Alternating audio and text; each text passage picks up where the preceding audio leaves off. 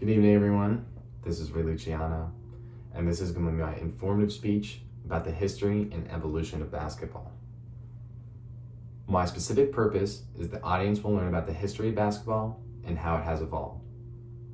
For my thesis statement, the history of basketball has been a captivating journey from the evolution of the game, the countless influential figures, and its major impact on society and the game. Moving on to my introduction. Imagine waking up on a nice summer day and the weather outside is perfect, it's not too hot, there's no clouds in the sky, and you and all your friends are going to the court to play some basketball for the afternoon.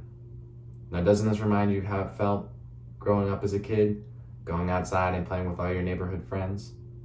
Well, for many people it does, and playing basketball outside is a pastime that anyone at any age can do.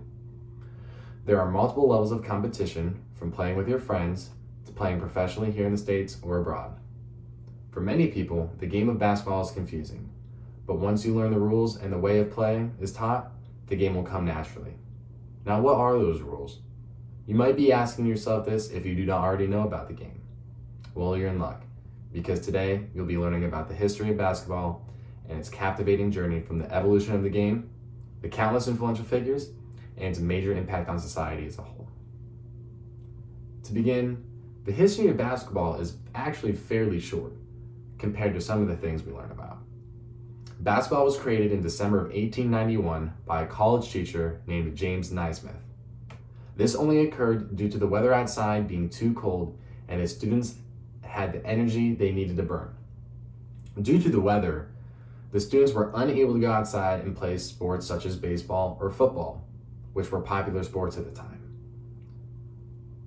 This is when James Naismith was tasked by Springfield College, located in Massachusetts, to invent a new indoor sport that could be played in order to help his students stay in shape during the cold and snowy New England weather.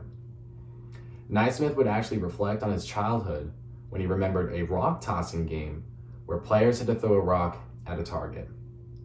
It then changed into tossing a ball into a target, and whichever team tossed the ball into the target more would win. This target became a basket, a peach basket in fact, and instead of a rock, they would use a soccer ball. Naismith would go on to name this game basketball and created 13 rules for his new game.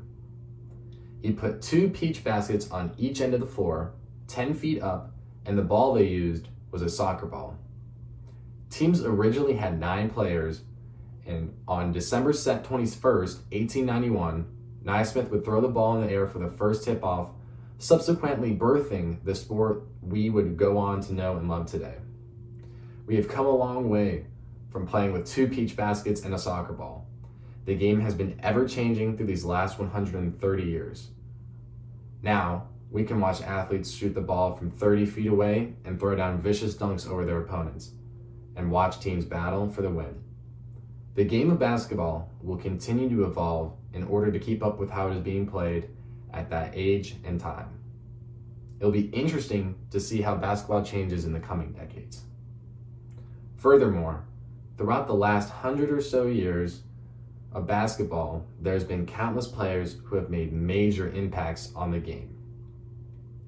No matter the circumstances, everyone that hasn't lived under a rock for the last 50 years can at least tell you who Michael Jordan is or LeBron, or they can tell you who both are. These 2 players alone have probably made the largest impact on the game and the culture individually in their time period.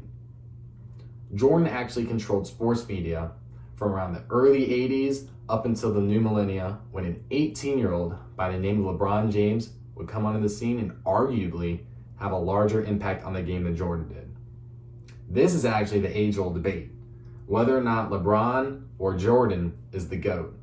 And the GOAT stands for greatest of all time.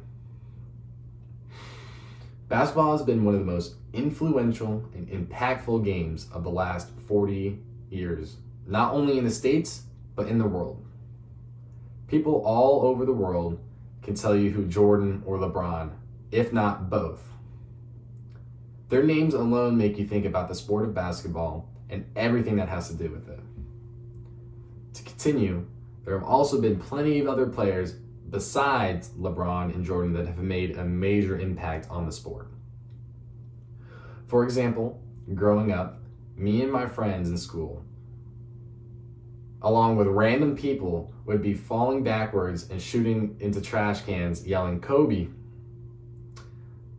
This is because a famous player by the name of Kobe Bean Bryant had his signature shot, which was a fadeaway, and it had the world in a chokehold during his span as a player. Subsequently, when Kobe sadly passed away from a helicopter crash back in January of 2020, his death not only shocked the basketball community, but the entire world. Kobe, Jordan, LeBron, and countless other players have made impacts larger than their careers and have influenced generations of kids and adults into working their hardest to achieve their goals and anything else that they needed to. In the words of Kevin Garnett, anything is possible. For years, people considered soccer to actually be the world sport due to the sheer amount of countries outside of the United States being wrapped up in this sport. However, in recent years, basketball has been growing in popularity more and more outside of the United States. There are plenty of players today in the NBA who are from abroad or other countries. For example, the first pick in the most recent draft was a 19-year-old by the name of Victor Wembanyama, a French basketball player who played in plenty of different leagues in Europe. The league has been expanding more and more and has been in talks with other countries about possibly having teams located there for the NBA. There's already a team in Canada, the Toronto Raptors, and there's been others in the past, which was, I believe, in the late 90s into the early 2000s, there was a team in Vancouver called the Vancouver Grizzlies, and they would move down to Memphis and become the Memphis Grizzlies, which recently has been in the news due to Ja Morant and all the allegations with him. So if you've seen anything about that, that's the Memphis Grizzlies. The league has been expanding more and more and has been in talks with other countries about the possibility of a team being located there for the NBA. The NBA has also been testing out a city in Mexico City. It is one thing to have a state or city behind a team, but to have an entire country behind a team is something that only soccer has really been able to accomplish. And now the NBA is nearing this. If not the NBA, players and their own separate organizations travel around the world spreading knowledge and love for the game. For example, a player some of us may know by the name of Stephen Curry often travels to regions in Asia and plays with fans in order to raise money. He raises money for organizations such as cancer and other things like that. The overall impact of basketball is greater than just finding people to recruit for the NBA and is gaining more and more popularity as the years go on.